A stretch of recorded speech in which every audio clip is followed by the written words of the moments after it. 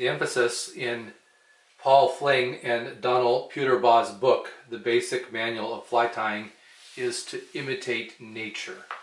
So the flies in their book don't have fancy names. Instead, they have the name of the piece of nature, the insect in nature that's being imitated. So this is a simple caddis larva. It can be tied anywhere from a 12, although that's kind of big for a larva, but 12 down to 20. On a wet hook, I'm using a scud emerger hook in size 16. Ingredients, I'm going to be using olive thread because I'm using a light olive for the body. Before I get to that, recipe calls for copper wire for the rib. I'm actually using 0.2 millimeter light gold. The body is wool yarn, or just calls for wool. So I've got some crewel skeins. This is a yarn that is used for needle crafting, for stitching, from England. And you can do a search on the internet and see where you can buy this in the United States. Cheaper to buy it in a 25-meter skein. And so the individual strand looks like this. It's wound, but you really can't. Well, I suppose you could try to pull it apart into, yeah, it looks like it would come apart into smaller thread if you wanted a smaller thread. And then the thorax is peacock herl. And on a small fly like this, I'm going to use just a single strand. So I start by laying down some thread.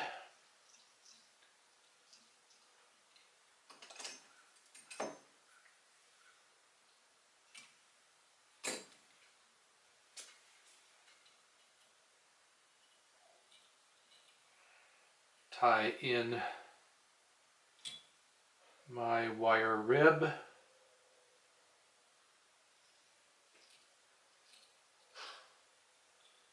I'm taking that rib down around the bend of the hook. I like to get a little bit of bend in the tail of my larva.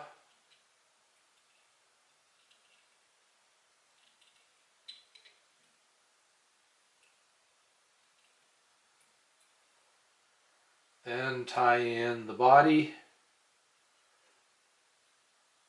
You can use other things for body, dubbing or herl. Recipe calls for wool, so I thought I'd get some wool and do the recipe. Bring my thread back up a little past the halfway point on the shank where I'm going to tie in the thorax and put a half hitch in there. I use a pen for my half hitch tool. The half hitch is so that I can use the rotary function of the vise while I am winding.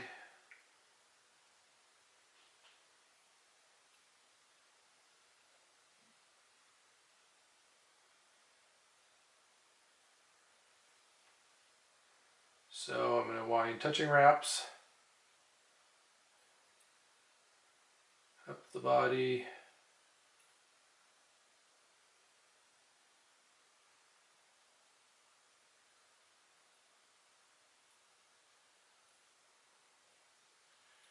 And where I want the thorax to start, tie it off.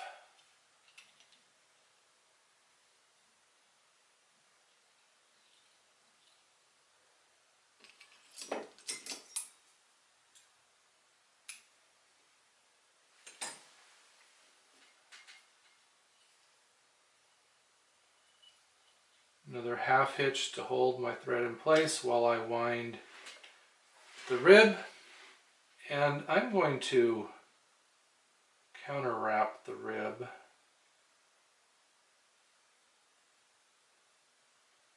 Doesn't have to be.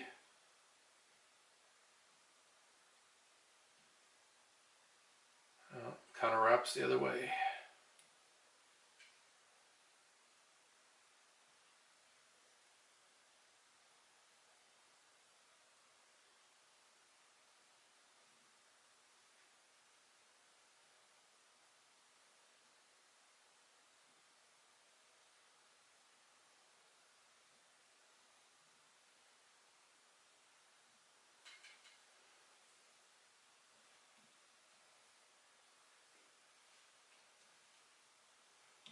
Tie the rib off. In helicopter that, I have a pair of scissors that I use only for wire, so I'm just going to clip it. And then I'm going to tie in the herl.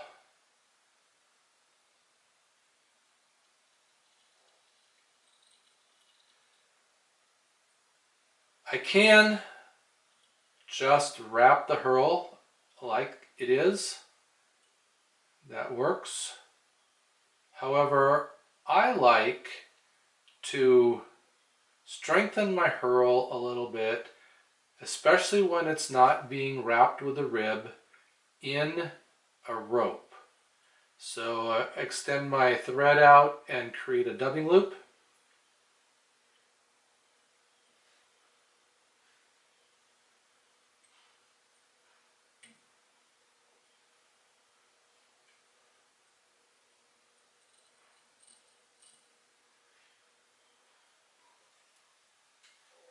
Then bring the herl down along the thread. Make sure it's all together. Grab it with my dubbing pliers and twist. That twists the herl and the thread together and makes the herl stronger.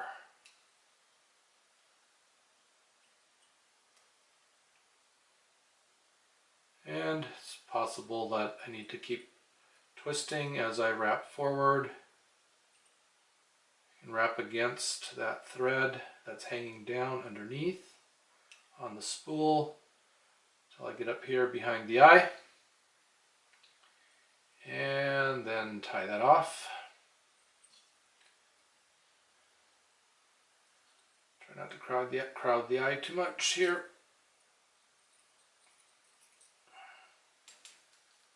Clip that out. And whip finish. And head cement. I like to put head cement on my knots to keep them from unraveling.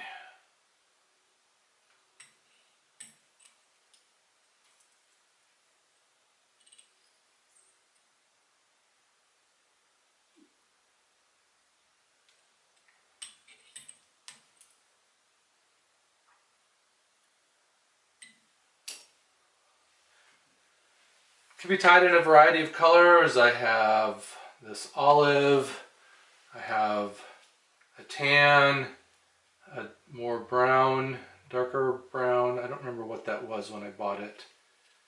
A gray, but a simple caddis larva.